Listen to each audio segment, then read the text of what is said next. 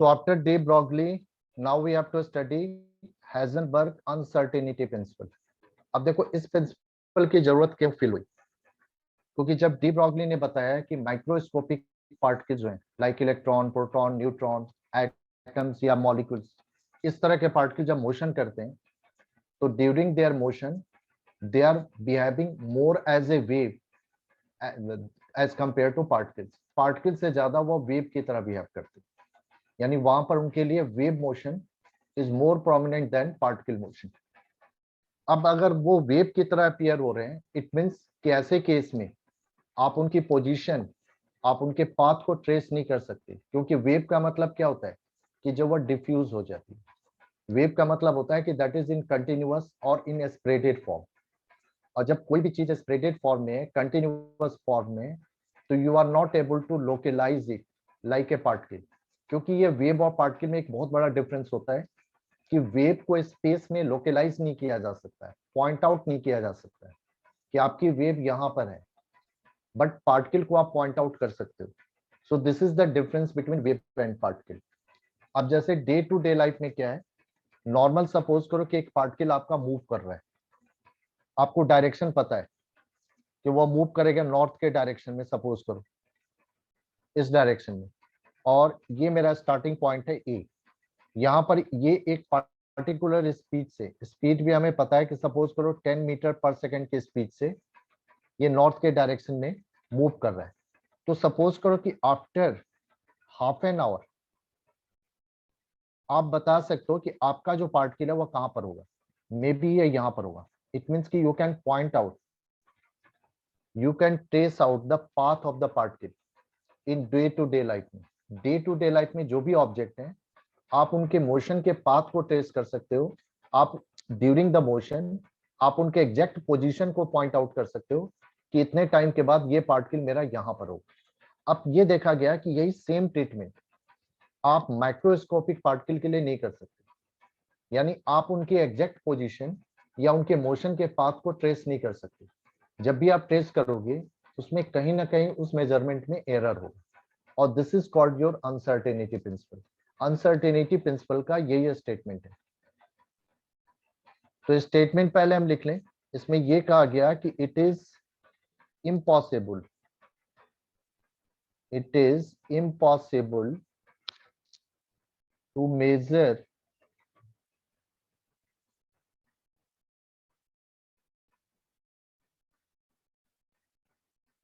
simultaneously the position and momentum, position and momentum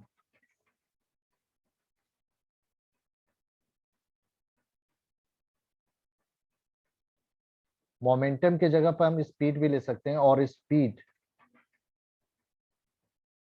of A microscopic particles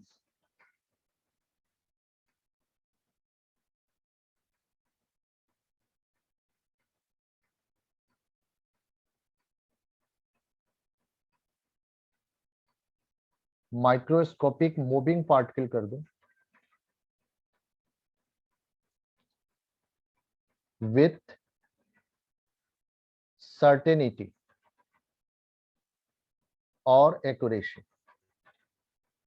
so this is the statement of uncertainty principle, जिसमें यह कहा गया कि किसी भी moving microscopic particle like electron, protons, neutrons, इस तरह के पार्टिकल के लिए जब वो मूव कर रहे हैं तो सेम टाइम में you are not able to measure its position and momentum और speed with accuracy. It means कि जो दोनों आप मेजर करोगे उसमें कहीं ना कहीं एरर होगा। एरर का बेटा मीनिंग क्या है यहाँ पर, जैसे यहाँ पर आप एग्जैक्ट पॉइंट आउट कर रहे हो कि हाफ एन आवर के बाद आपका जो ऑब्जेक्ट है वो यहाँ पर होगा, बी पर होगा। ठीक है, माइक्रोस्कोपिक पार्टिकल के केस में क्या होगा कि अगर आप उसको ऑब्जर्व कर रहे हो या सर्टन कर रहे हो कि ये बी पर है, तो मे बी ये बी पर ना होकर यहाँ पर सी पर हो, ये बी से थोड़ा सा आगे पीछे हो, यानी सी पॉइंट पर है। आप इसको बी पर ऑब्जर्व करना चाह रहे हो लेकिन एक्चुअल में ये सी पर है। तो ये देखो बी और सी के बीच का जो गैप हुआ, यही आपका क्या हो गया, एरर इन पोजीशन मेजरमेंट। आप इसकी पोजीशन बी बता रहे हो बट ये मे बी बी नहीं है, सी है। तो इट मींस कि there is a difference in measurement और एक्चुअल पोजीशन। सो ये जो डिफरेंस होगा एक्चुअल और मेजरमेंट में, दिस इज कॉल्ड एरर और अनसर्टेनिटी। तो ये स्टेटमेंट था आपके हाइजेनबर्ग के अनसर्टेनिटी प्रिंसिपल का, कि आप इलेक्ट्रॉन के एग्जैक्ट पोजीशन को आप या ट्रेस को नहीं कर सकते। और ये एक तरह से ब्लो था बोर के मॉडल में, क्योंकि बोर के मॉडल में इलेक्ट्रॉन का एग्जैक्ट पाथ ट्रेस किया गया कि ये ऑर्बिट है, और यहाँ पर ये कहा गया कि इलेक्ट्रॉन अगर मूव कर रहा है, रिवॉल्व हो रहा है अराउंड द न्यूक्लियस, तो वी आर नॉट श्योर कि ये इसी पाथ को फॉलो कर रहा है, मे बी ये कहीं और पाथ को फॉलो कर रहा है। तो एक तरह से ये बोर मॉडल के लिए ब्लो हुआ, और इसी वजह से डी ब्रॉगली और अनसर्टेनिटी प्रिंसिपल की वजह से बोर के मॉडल को रिजेक्ट किया गया, और तब एक थर्ड मॉडल आया जो लेटेस्ट मॉडल है, which is the quantum model. तो इन्हीं दोनों प्रिंसिपल के बेस पर आपका क्वांटम मॉडल का डेवलपमेंट हुआ। तो ये तो स्टेटमेंट था। अब इसी का मैथमेटिकल फॉर्म देखो। सो मैथमेटिकली दिया गया,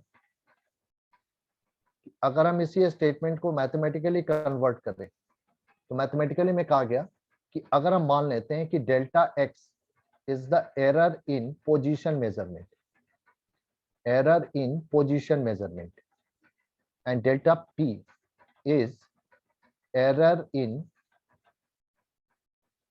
मोमेंटम मेजरमेंट, तो ये सेज कि product of uncertainty in position measurement and momentum measurement is always equal to or greater than h upon 4 pi. So this is the mathematical form of uncertainty principle, जिसमें ये कहा गया कि product of uncertainty in position and uncertainty in momentum for a microscopic particle is always equal to or greater than h upon 4 pi. अब इसी का देखो एक सेकेंड फॉर्म भी आया वेलोसिटी के टर्म में, क्योंकि अगर हम मोमेंटम को स्पीड के टर्म में ले जाएं, तो मोमेंटम होता है that is P is taken as a mass into velocity. तो देखो अगर आप पी में एरर कर रहे हो, तो पी में एरर मास में एरर की वजह से नहीं होगा, पी में जो भी एरर आएगा this is due to error in speed measurement. So delta P is equal to होगा एम इंटू डेल्टा पी।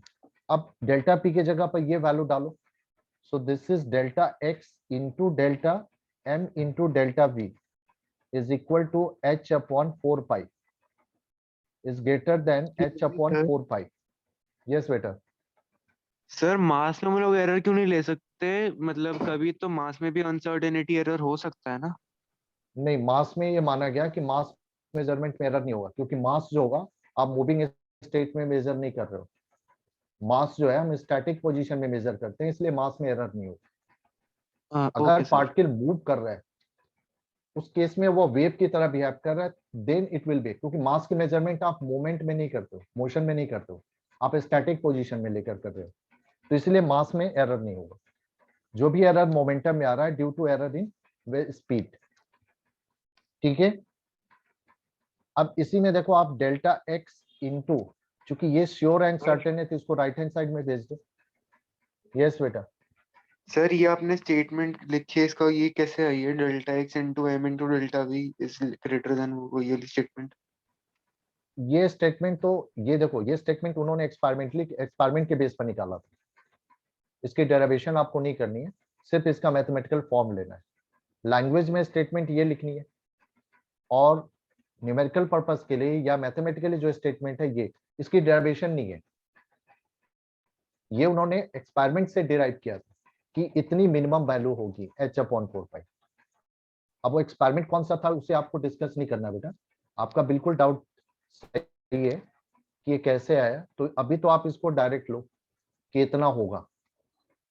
ठीक है बेटा, डेफिनेटली ये जो फॉर्मूला है ये किसी ना किसी एक्सपेरिमेंट से डिराइव किया गया था, पर ये एक्सपेरिमेंट अभी हमें नहीं करना है, तो हमें डायरेक्ट लेना है कि product of uncertainty in position और मोमेंटम जो होगा इज ऑलवेज ग्रेटर और equal to h upon 4 pi.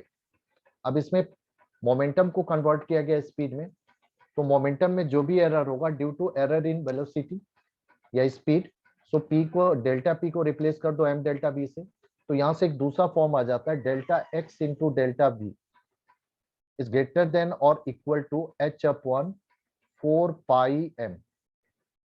ये आपका सेकेंड फॉर्म आ गया। तो ये दो फॉर्म है हमारे के पास, अब किसी भी कंडीशन, रिमेंबर कि किसी भी कंडीशन में आप देख रहे हो, चाहे डेल्टा एक्स इंटू डेल्टा भी हो, अगर यहाँ पर एच और 4 फाइल ले तो दिस इज ए कांस्टेंट, तो ये पूरी प्रोडक्ट वैल्यू जो है वह मास के ऊपर डिपेंड करेगी, मास के इनवर्सली। इसका मतलब हुआ कि जितना लार्जर मास होगा उस केस में ये अनसर्टेनिटी उतनी ही लोएस्ट होगी, और जितना मास स्मॉलर होगा ये अनसर्टेनिटी उतनी ही लार्जेस्ट होगी। तो इसीलिए इस प्रिंसिपल का भी सिग्निफिकेंस जो है वो that is only for microscopic particle. It means कि डे टू डे लाइफ में जो आपके ऑब्जेक्ट हैं उनके लिए ये प्रिंसिपल वैलिड नहीं है, क्योंकि उनका मास इतना लार्ज है कि we are able to measure their position and momentum और स्पीड विथ एक्यूरेसी। ठीक है, वहां पर आप एक्यूरेसी के साथ मेजर कर सकते हो, पर माइक्रोस्कोपिक पार्टिकल के लिए ये मेजरमेंट नहीं हो पाएगा, क्योंकि ये मास के इनवर्सली प्रोपोर्शन। तो आपको याद रखना है कि डे टू डे लाइफ में ये एप्लीकेबल नहीं है, ये भी एप्लीकेबल है सब एटॉमिक पार्टिकल के लिए। अब न्यूमेरिकल पर्पस में हम क्या होता है कि न्यूमेरिकल पर्पस में we always take it as a equal to, it means कि न्यूमेरिकल्स में हम we are always calculating the minimum error value. तो मिनिमम एरर वैल्यू के लिए आप ग्रेटर देन का साइन हटा दो, तो we have equal to sign. तो यहां से हो जाएगा कि delta X into delta P is equal to H upon 4 pi, ये पहला फॉर्मूला आ जाएगा हमारे पास अगर मोमेंटम के टर्म में। अगर स्पीड के टर्म में तो delta X into delta V is equal to H upon 4 pi m। तो ये दो फॉर्मूले होंगे और यहाँ पर आप मिनिमम एरर वैल्यू कैलकुलेट करोगे। ठीक है, मिनिमम एरर वैल्यू कैलकुलेट करोगे। अब इस पर न्यूमेरिकल्स क्या आएंगे, हाँ ये ध्यान रखना कि मास जो है आपको केजी में लेना है और स्पीड की वैल्यू जो होगी ये आपका मीटर पर सेकेंड में होना चाहिए। ये आप न्यूमेरिकल पर्पस में जरूर ध्यान रखना। अब जैसे देखो आप सिंपल सा क्वेश्चन हम ले रहे हैं कि गोल्फ बॉल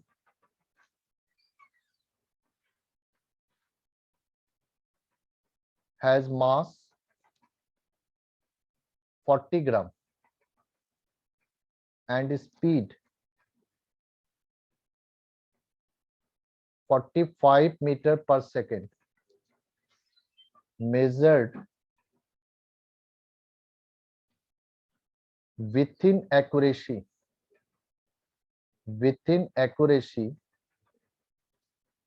of 2%। ये जो 2% है ये एक्यूरेसी वर्ड से कंफ्यूज मत होना। इसका मतलब ये है कि जो भी आप स्पीड मेजर कर रहे हो उसमें 2% तक एरर हो सकता है। Now they are saying calculate uncertainty in position measurement।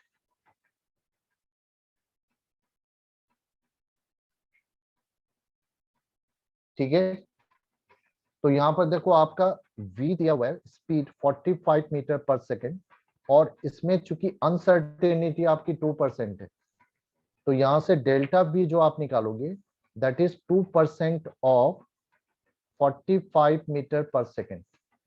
अब 2% 45 मीटर पर सेकेंड का निकालोगे तो ये वैल्यू आती है 0.9 मीटर पर सेकेंड। मास आपका दिया हुआ है 40 ग्राम, इसको केजी में कन्वर्ट कर लो तो 40 इंटू 10⁻³ केजी। अब आपको क्या निकालना है, अनसर्टेनिटी इन पोजीशन, इसका मतलब कि डेल्टा एक्स कैलकुलेट करना है। तो यहाँ पर देखो डेल्टा बी दिया हुआ है डेल्टा एक्स, ऊपर ध्यान से देखो दो ही आपके वेरिएबल है, क्योंकि राइट हैंड साइड में जो भी आपकी वैल्यू होगी वो कांस्टेंट वैल्यू होगी एच पाई और एम। तो इन दोनों में से एक गिवन होगा, दूसरा निकालना होगा। तो इस पे जो भी न्यूमेरिकल आएंगे या तो आपको एरर इन पोजीशन यानी अनसर्टेनिटी इन पोजीशन या अनसर्टेनिटी इन स्पीड, ये दोनों में से कोई एक कैलकुलेट करना होगा। ठीक है, तो यहाँ से आप डेल्टा एक्स निकालना है, डेल्टा बी मालूम है, तो आप ये वाला फॉर्मूला यूज करोगे कि delta X into delta B is equal to H upon 4 pi into M. अब यहाँ से आप डेल्टा एक्स निकाल लो सिंपल वैल्यू पुट करके। तो मैं सॉल्व नहीं कर रहा हूँ, सॉल्व आप खुद ट्राई करना है इसको सॉल्व करने के लिए। ये डे टू डे लाइफ का ऑब्जेक्ट लिया हुआ है और यहाँ पर देखोगे कि एरर की वैल्यू बहुत ही मिनिमम आएगी, इतनी मिनिमम आएगी कि आप उसको इग्नोर कर सकते हो। जैसे यहाँ पर डेल्टा एक्स की वैल्यू मैं आपको बता दूं, डालकर निकालोगे अगर ये वैल्यू पुट करके, तो 1.46 इंटू 10⁻³ मीटर आ रहा है। आप सोच सकते हो, ये वैल्यू आप ध्यान से देखो, 10⁻³ which is a so extremely small thing. तो इसका मतलब यहाँ पर एरर की वैल्यू बहुत ही मिनिमम है। इसका मतलब मैक्सिमम आपकी जो मेजरमेंट होगी वह सर्टेनिटी के साथ होगी। लेकिन यही आप अगर किसी इलेक्ट्रॉन प्रोटॉन जैसे पार्टिकल के लिए कंसीडर करो, तो वहां पर ये एरर की वैल्यू लार्जर आएगी। जैसे मान लो कि अगर आपको दिया गया कि फॉर एन इलेक्ट्रॉन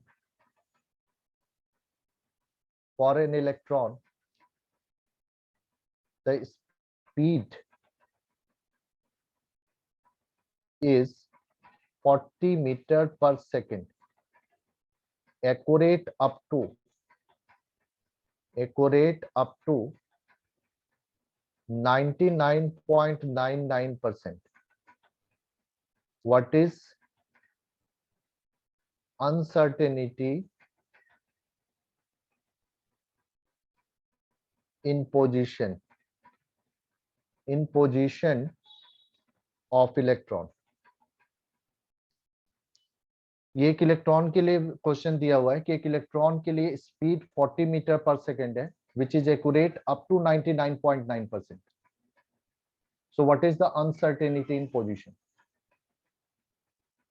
एक यहाँ पर लैंग्वेज के लिए जरूर ध्यान रखना, एक आता है कि accuracy, with in accuracy word आता है, तो वहां पर आपको माइनस नहीं करना होता है, और एक्यूरेट अप टू रहता है तो वहां पर 100 से माइनस करके अनसर्टेनिटी निकालना होता है। जैसे ऊपर वाले क्वेश्चन में जो इसके पहले हमने किया, उसमें लैंग्वेज था कि स्पीड इज 45 मीटर पर second measured with in accuracy of 2%।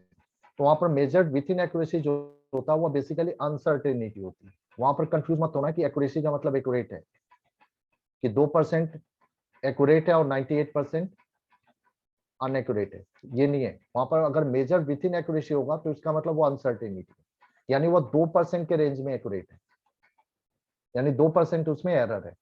और यहाँ पर जब एक्यूरेट अप टू देगा लैंग्वेज, तो यहाँ पर आपको अनएक्यूरेसी जब आप मेजर करोगे जैसे डेल्टा बी, तो अनएक्यूरेसी हो जाएगी 100 माइनस 99.9% ऑफ 40 मीटर पर सेकेंड। ठीक है, अब इसकी वैल्यू आप निकाल लोगे। मास, इलेक्ट्रॉन के लिए मास आपको मालूम ही है, 9.1 इंटू 10⁻³ kg होता है, और आपको एरर इन पोजीशन यानी डेल्टा एक्स कैलकुलेट करना है। फिर वही ऊपर वाले फॉर्मूला यूज करके आप डेल्टा एक्स निकाल लो। ठीक है बेटा, क्लियर है? किसी को डाउट है इसमें? ओके, अगर डाउट नहीं है तो ठीक है, हम आगे बढ़ते हैं। इस अनसर्टेनिटी सर वो एक प्रिंसिपल बार का एक, पेज टर्न कर देंगे, मैं वो लिख रहा था। बेटा अभी तो मैं नोट भेजूंगा ना, तो आप उससे फिर नोट डाउन कर लेना उस समय। ठीक है, अभी मैं आपको भेजूंगा ना नोट। तो नोट क्यों करते हो? नोट तो जाता ही है आपके पास हर क्लास के बाद, हर क्लास के बाद मैं नोट तो भेजता ही हूँ। ये अब सब देखो फिर यहाँ वो पर, बाद में लिखने पड़ते हैं, तो फिर अब थोड़ा स्कूल का भी काम आता है ना, तो उसमें वो स्कूल का काम करने के लिए फिर टाइम निकालना पड़ता है, तो साथ वो साथ में बात तो समझ के सही अभी है। लिख लेते हैं। हाँ, अब यहाँ पे देखो आपका, बट ये ना कई बार होता है कि उस पेस में आप लिख नहीं पाते हो, तो इससे बेटर है कि आप एक बार पूरी क्लास का नोट जो है एक बार बैठ के लिख लो, तो उसमें एक पता भी लग जाएगा कि कहीं पर अगर नहीं समझ में आया तो दोबारा आप पूछ भी लोगे। यस यहाँ सर, पर देखो यस। एक अनसर्टेनिटी प्रिंसिपल के एक बहुत बड़ा एप्लीकेशन था, और ये एप्लीकेशन था कि इसके थ्रू प्रूव किया गया कि आपका इलेक्ट्रॉन न्यूक्लियस के अंदर क्यों नहीं मिलता है। जैसे प्रोटॉन और न्यूट्रॉन न्यूक्लियस के अंदर है, तो क्या ऐसा पॉसिबल है कि इलेक्ट्रॉन भी न्यूक्लियस के अंदर हो? तो इस प्रिंसिपल के थ्रू प्रूव किया गया कि इलेक्ट्रॉन न्यूक्लियस के अंदर एग्जिस्ट नहीं कर सकता। ठीक है, जैसे ये क्वेश्चन भी आता है थ्योरेटिकली कि why electron can not exist in nucleus, explain on basis of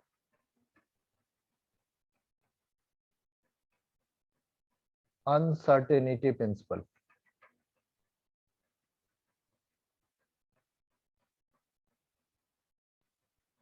अब ये देखो हम कैसे प्रूफ करेंगे। बहुत सिंपल सा लॉजिक है। यहाँ पर जो प्रूफ किया जाता है कि why electron is not found in nucleus, that is on the basis of contradiction principle. Contradiction का मतलब क्या होता है कि किसी चीज को कॉन्ट्राडिक्ट करो आप।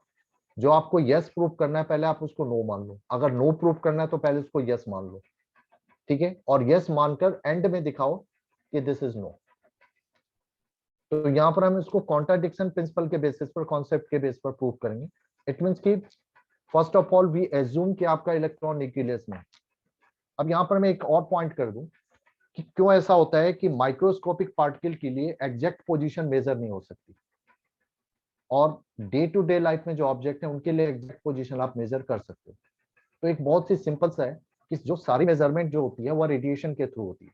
आपने देखा होगा कि अगर क्रिकेट का लाइव मैच चल रहा है तो आपके बॉलर ने बॉल फेंकी, उसके हाथ से बॉल निकला, और उसी मोमेंट आपके स्क्रीन पर डिस्प्ले हो जाता है कि बॉलर ने किस स्पीड से बॉल फेंकी है। ऐसा होता है ना, जब आप क्रिकेट मैच देखते हो तो यस ओवर की सर। हर एक बॉल की स्पीड या आपके सामने मेंशन हो जाती है। तो ये कैसे पॉसिबल होता है? इसका मतलब कि वहां पर स्पीड को मेजर करने के लिए कोई ना कोई डिवाइस लगी हुई स्टेडियम में। तो होता क्या है कि वो डिवाइस मेजर कैसे करती है? रेडिएशन के थ्रू। जैसे आपने 10th क्लास में पढ़ा था ना कि ओसिन की डेप्थ हम कैसे मेजर करते हैं। सोनार एक इंस्ट्रूमेंट होता है, सोनार के बारे में पढ़ा है ना आपने, जो अल्ट्रासाउंड यस वेव सर। के थ्रू जो होता है ओसिन की डेप्थ को मेजर करता है। तो वहां पर हमने कोई मेजरिंग टेप तो यूज किया नहीं, रेडिएशन के थ्रू हमने मेजर किया। अब जब आप रेडिएशन के थ्रू मेजर करते हो ओसिन की डेप्थ को या बॉल की स्पीड को, तो वहां पर अनसर्टेनिटी प्रोड्यूस नहीं होती। लेकिन यहाँ पर अगर एक इलेक्ट्रॉन के लिए आप मेजरमेंट कर रहे हो रेडिएशन के थ्रू, तो यहाँ पर अनसर्टेनिटी ये प्रोड्यूस होगी। ऐसा क्यों? इसको आप इस तरह से समझ सकते हो कि मान लो, थोड़ी देर के लिए मान लो कि एक कार जो है बहुत ही स्लो स्पीड में है, आपके रोड पे चल रही है। सपोज करो सर्विस रोड पे चल रही है एक कार बहुत ही स्लो स्पीड में, ठीक है। अब आप सपोज करो कि किसी लेफ्ट या राइट साइड से आप दौड़ते हुए आओ और उस कार को पुश करो फुल स्पीड में। Is there any effect on the car? कोई इफेक्ट होगा? अगर एक कार रन हो रही है बहुत ही स्लो स्पीड से, आप दौड़ते हुए आए, आपने कार को पुश किया, देयर इज नो इफेक्ट। ऐसा क्यों हुआ? ऐसा इसलिए हुआ क्योंकि आपका जो मास और स्पीड का जो प्रोडक्ट वैल्यू है यानी मोमेंटम जो है वह कार के मास के रिस्पेक्ट में बहुत ही स्मॉलर है। तो you are not able to affect it, आप उसके ऊपर कोई इफेक्ट नहीं डाल सकते। लेकिन इसी को अपोजिट कर दो, आप चल रहे हो, आप रनिंग कर रहे हो, वॉक कर रहे हो, और कहीं दूसरे साइड से एक कार आती है रनिंग होती है बहुत स्लो स्पीड में, और अगर वो आपको पुश करे तो क्या हाल होगा? आप जिस जगह से आप ऐसे जा रहे हो, आपको आकर कार ने इस तरह से यहाँ पर स्ट्राइक किया, तो आप ऐसे जा रहे थे तो आप इधर सपोज करो उल्टे डायरेक्शन में चले जाओगे, क्योंकि उसके पुश से आपके ऊपर इफेक्ट होगा। लेकिन आपके पुशिंग से कार के ऊपर इफेक्ट नहीं होता है। सेम यही कॉन्सेप्ट यहाँ पर भी है कि क्यों बॉल की स्पीड जो है रेडिएशन से अफेक्टेड नहीं हुई, ठीक है, बट इलेक्ट्रॉन की स्पीड या पोजीशन रेडिएशन से अफेक्टेड हुई। तो देखो रेडिएशन में भी क्या होता है, पार्टिकल होता है जिसको हम फोटोन कहते हैं या क्वांटम कहते हैं। तो अगर आपका इलेक्ट्रॉन सपोज करो इस तरह से जा रहा है, ये इलेक्ट्रॉन का पाथ, अब यहाँ पर सपोज करो कि एक फोटोन आकर इससे कोलाइड होता है, तो फोटोन का जो मास है या जो उसके मोमेंटम वैल्यू जो है वो इलेक्ट्रॉन के मास से कहीं लार्जर है। तो इस केस में क्या होगा कि ये इसको, इसके स्पीड और स्पीड के डायरेक्शन दोनों को चेंज कर देगा। इसे जाना था इधर, अब जब ये फोटोन इससे कोलाइड होगा तो अब यही इलेक्ट्रॉन आपका इधर जाने लगेगा। तो आप इसको एक्सपेक्ट कर रहे हो यहाँ पर, ये आपको यहाँ मिल रहा है, तो ये जो डिफरेंस आ रहा है यही आपका एरर हो गया। तो इसीलिए सब एटॉमिक पार्टिकल की मेजरमेंट में ऑलवेज एरर होगा, क्योंकि कोई भी मेजरमेंट जब आप रेडिएशन से करोगे तो उस रेडिएशन का जो पार्टिकल है photon, it will be change the direction and speed of the sub atomic particles when it collide with them. लेकिन ये डे टू डे लाइफ के ऑब्जेक्ट को चेंज नहीं कर पाते, इसलिए यहाँ पर एरर होगा, वहां पर एरर नहीं होगा। अब यहाँ पर जो हम आ जाए कि इलेक्ट्रॉन न्यूक्लियस में क्यों नहीं है, थोड़ी देर के लिए मान लेते हैं कि आपका इलेक्ट्रॉन न्यूक्लियस के अंदर है।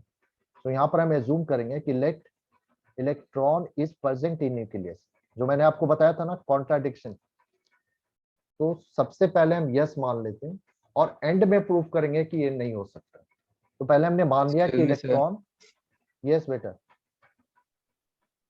सर जब मेजर होता है, जैसे आपने बोला कि इलेक्ट्रॉन का जो पाथ होता है और स्पीड होती है वो चेंज हो जाती है, तो सर जब मतलब बिल्कुल। उसे फोटोन टकराता है तो फिर सर मतलब हम्म, तो इससे एटम के अंदर इंस्टेबिलिटी नहीं आती, मतलब कि एटम कोलैप्स मतलब होने से नहीं होता? नहीं बेटा, इलेक्ट्रॉन यहाँ वेव के फॉर्म में है ना, तो इसका वेव जब कोलाइड होता है तो इस वेव का थोड़ा सा प्रोपिगेशन, इतना डिफरेंस नहीं आता, थोड़ा सा डिविएट हो जाता है। मैंने क्या बोला था कि ऐसे ना होकर ये थोड़ा सा ऐसे हो गया, तो ये थोड़ा सा भी जो माइनर भी जो डिविएशन हुआ तो इसको हम एरर तो मानेंगे ना। Okay sir. ठीक है, इतना भी नहीं होता है कि वह बिल्कुल न्यूक्लियस के तरफ टर्न हो जाएगा। ये तो मैंने आपको अभी समझाने के लिए मान लिया कि ये इधर जाने लगा, इधर की जगह, तो ये आपका एरर हो गया, क्योंकि इसने डायरेक्शन बदल दिया, मोशन का स्पीड बदल दिया। जैसे मैंने आपको कार वाला एग्जांपल दिया था। ठीक है, अब क्लियर बेटा? Yes sir. क्लियर है?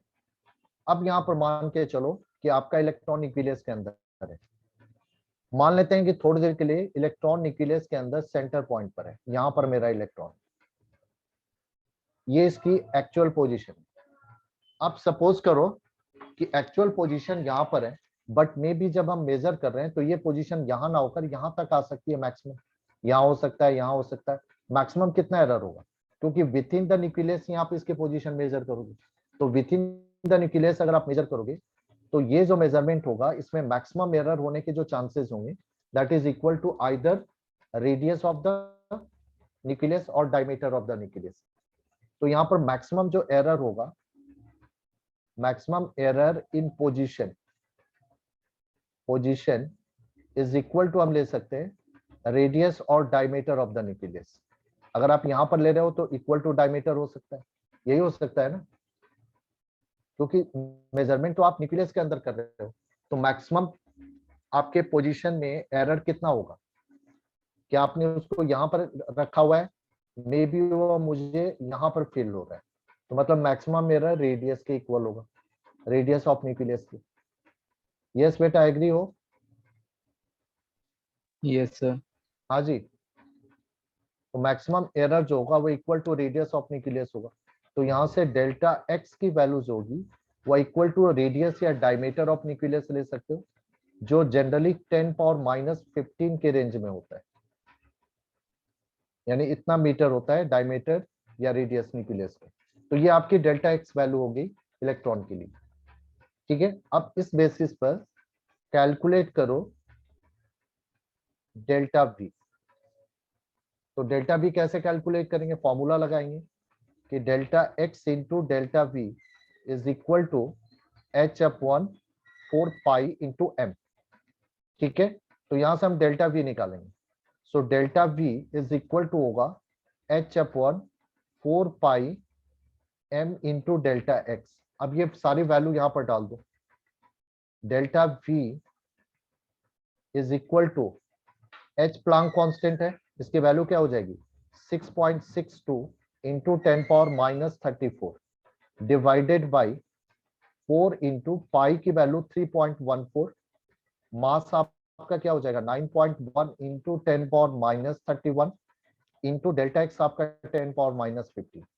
अब ये पूरी वैल्यू अगर आप कैलकुलेटर से कैलकुलेट करोगे तो ये पूरी वैल्यू जो है अप्रोक्सीमेटली आती है 5.7 इंटू 10⁻10 मीटर पर सेकेंड। अब बेटा ध्यान देना, ये डेल्टा वी की वैल्यू है, यानी इलेक्ट्रॉन के वेलोसिटी मेजरमेंट में जो एरर होगा वह 5.c इंटू 10⁻10 मीटर पर सेकेंड होगा, which is the much greater than speed of the light. और ये भी क्या है, उसके वेलोसिटी में एरर की वैल्यू है। तो इसका मतलब कि एक्चुअल स्पीड जो इलेक्ट्रॉन का होगा that will be more than the speed of light. But आपने पहले ही पढ़ा है कि इस यूनिवर्स में लाइट से फास्टर कोई भी मूव नहीं कर सकता।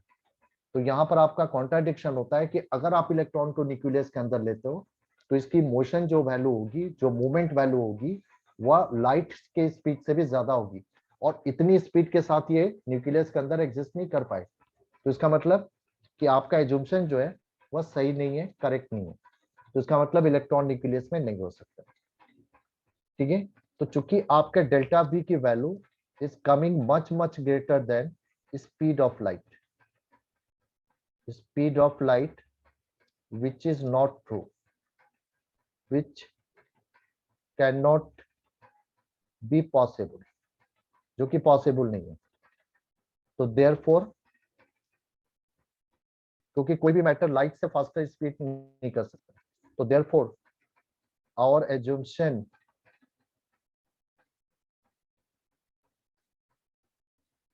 that electron is in nucleus is not correct। इसका मतलब कि आपका एजम्पशन जो है करेक्ट नहीं है। So therefore electron can not exist in nucleus. तो ये बेटा प्रूफ हो गया। तो ये अनसर्टेनिटी के बेसिस पर हम प्रूव कर सकते हैं कि इलेक्ट्रॉन न्यूक्लियस के अंदर क्यों नहीं मिलता है। यस बेटा, क्लियर हो गया। ये भी एक थ्योरेटिकल क्वेश्चन आता है कि आप प्रूव करो कि इलेक्ट्रॉन न्यूक्लियस में पॉसिबल नहीं है। क्लियर हो गया बेटा? किसी कोई डाउट है इसमें?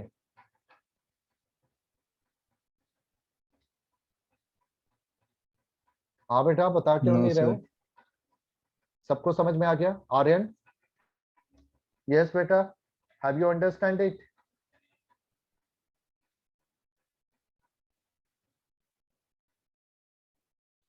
यस बेटा आर्यन, स्टॉप द रिकॉर्डिंग बेटा।